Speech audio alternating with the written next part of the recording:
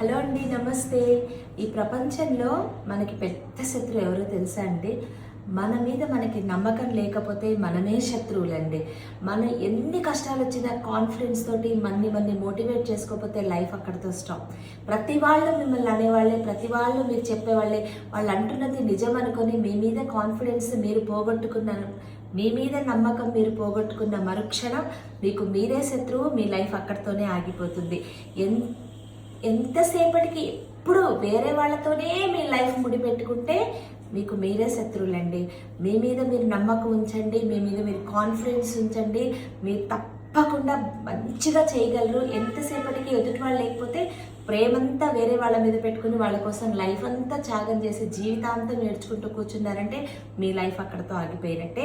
మిమ్మల్ని మీరు మోటివేట్ చేసుకోండి, మీతో మీరు మాట్లాడుకోండి. మీరు ఎలా హ్యాపీగా ఉంటారో అలా ఉండండి. మంచిగా జీవితంలో పైకి రండి.